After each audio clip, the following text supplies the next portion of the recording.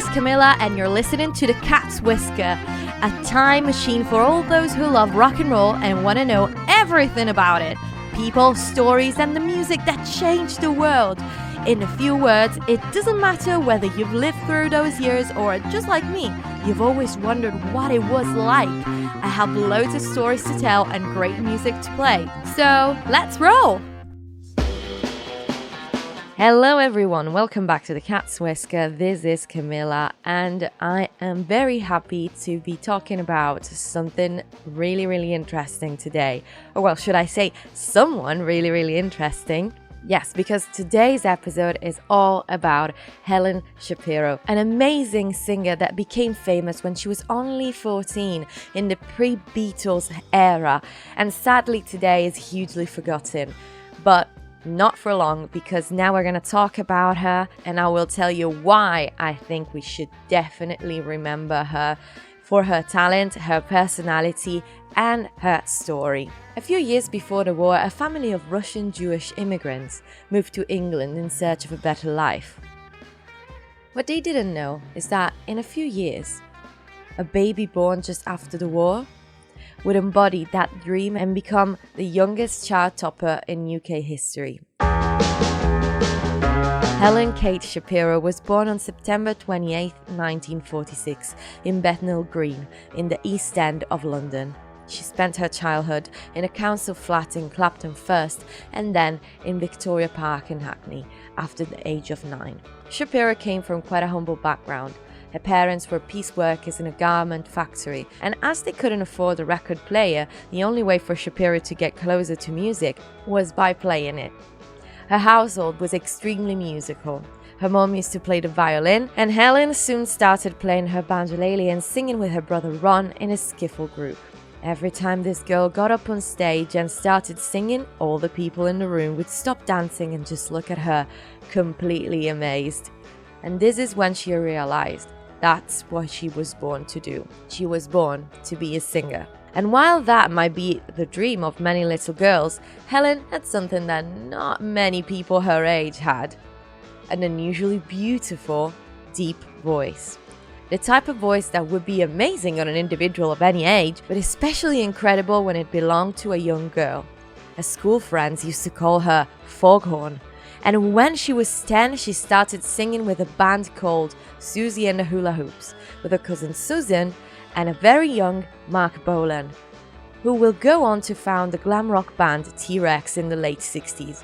During that time, another singer from London was doing rather well. Her name was Alma Cogan, but her interesting singing style earned her the nickname the girl with a giggle in her voice. She had studied at the Maurice Berman School of Modern Pop Singing, a music school in Baker Street that exploded once Cogan became famous. And although Helen Shapiro wasn't that big of a fan, that school seemed like the right place to start her singing career.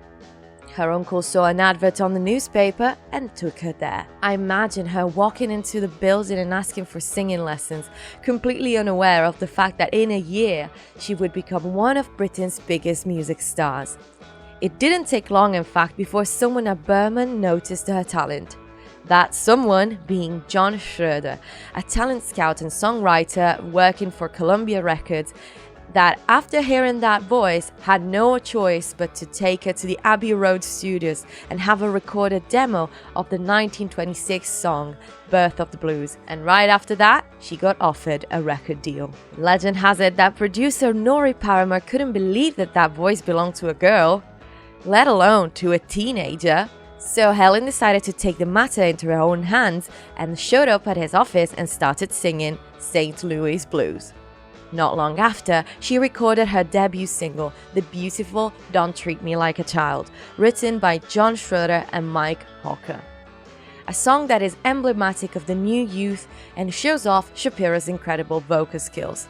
And when kids all over the UK saw her singing Don't Treat Me Like a Child a few weeks later on ITV's pop music programme Thank Your Lucky Stars, the single reached number 3 in the charts and 14-year-old Helen Shapiro became a star. She went from having to borrow her neighbour's record player to listen to her first song to being voted Britain's top female singer.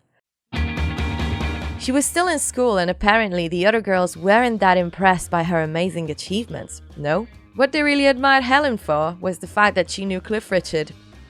How crazy her life must have been. She was top of the bill at the London Palladium, and the next day she was back in school. In that same 1961, she released the ballad You Don't Know, and probably her biggest hit, Walking Back to Happiness, which funnily enough, she didn't even really like. They both reached #1 and quickly sold more than 1 million copies each. This meant that by the time Shapiro was 15, she already had 2 gold discs. When I was 15, I was setting my selfies as wallpaper of all the laptops at the Apple store. After Walking Back to Happiness, she released another single, Tell Me What He Said, that went straight to the top 10 at the beginning of 1962. And if history taught us something, it's that when you're an overnight success or successful in any type of way, the next step is always making a movie. And that's what happened when she appeared in the film Play It Cool alongside Billy Fiori. She would then go on to star with Craig Douglas in It's Trad Dad, Richard Lester's directorial debut right before his more famous work for A Hard Day's Night and Help with the Beatles. And all this was happening in 1962, which is also when she released Little Miss Lonely, her last top 10 single. So incredible success, done. Films, done. It was now time to headline a national tour. And among the 10 acts supporting her between February and March 1963, one was definitely catching everyone's eyes and ears: the Beatles. They were already fairly famous in the UK, and it was during these months that they were recording their very first album, Please Please Me. And it was also during this tour that they wrote their next single, From Me to You. In a few months, they would become the most famous band in the whole world and the biggest group of all time. During that tour, though, they were still a supporting act, and these were the songs on their short set list: Chains, Keep Your Hands Off My Baby, A Taste of Honey, Please Please Me, Love Me Do, and Beautiful Dreamer. They even wrote Misery especially for Shapiro, but her producer ended up turning it down without even consulting her. They probably thought, Lennon and McCartney? I don't want my artist to sing a song written by 2 scruffy nobodies. Misery, as we know, ended up in Please Please Me, but how awesome would it have been if Helen recorded her own version? The Beatles became good friends with her, who, despite being the main act of the tour, was also way younger than the lads from Liverpool, and just like many girls her age, had a massive crush on John Lennon. They were respectful and really quite protective of me, especially John, she mentioned in an interview with the Liverpool Echo. Although he was cheeky, of course, everyone knows that, and he was always pulling faces out of the coach window. One crazy story happened when the tour hit Carlisle. After playing the ABC Cinema on the 8th of February, Helen Shapiro, the Beatles and the entertainer Kenny Lynch headed to the Crown and Mitre for a drink. Oh well, simply a cup of tea for Helen. They were in the lobby first and then proceeded to the buffet table. After that, the group hit the dance floor. Helen recounted in the book Legends on Tour, the pop package tour of the 1960s. I think I was twisting with Ringo. There were these ladies with their long gowns who made a beeline for the Beatles in their leather gear. Then suddenly this guy came over, a much older man. And he was huffing and puffing, getting red in the face.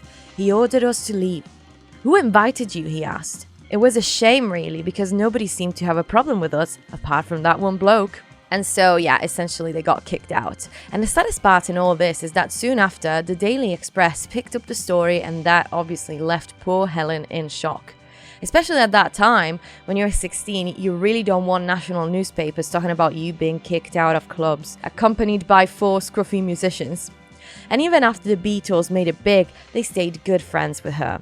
She recalled John Lennon used to make her cups of tea when they were recording at the same time at Abbey Road. And not long after the tour they did together, the Beatles and Shapiro took part in the program Ready, Steady, Go, where they performed different sketches, including one where Shapiro is singing Look Who It Is to John, George and Ringo, all lined up in front of her.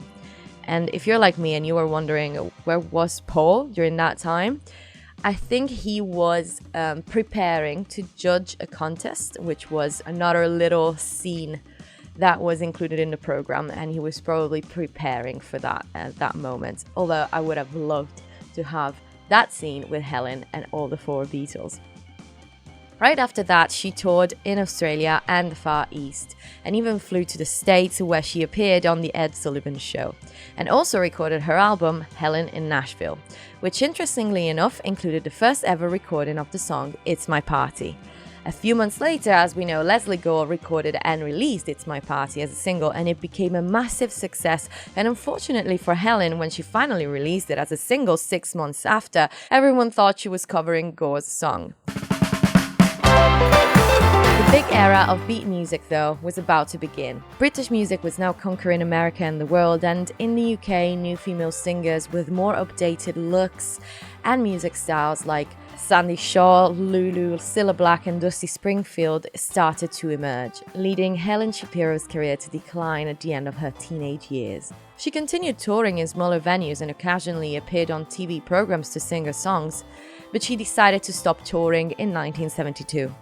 Shapiro rediscovered her love for performing a few years later with jazz music, touring extensively with Humphrey Lyttelton, and also her love for acting, mainly in musicals like Oliver on London's West End, Cabaret and Seesaw. She has even performed in her own one-woman show called Simply Shapiro, which ran between 1999 and 2002, and since 2015 she is in a gospel trio called Hebron alongside Chrissy Rogers and Simon Elman. If we don't consider little Jimmy Osmond, who in 1972 scored a #1 with his long-haired lover from Liverpool when he was 9 years old, which is a bit creepy if you ask me, Helen Shapiro is still to this day the youngest British person to ever score a #1 in the UK. It is sad in a way that she became old, while she was sometimes even younger than most new singers. Did she appear on the scene too soon? What would her career have been like if only she had started a few years later? Or if she had started in America?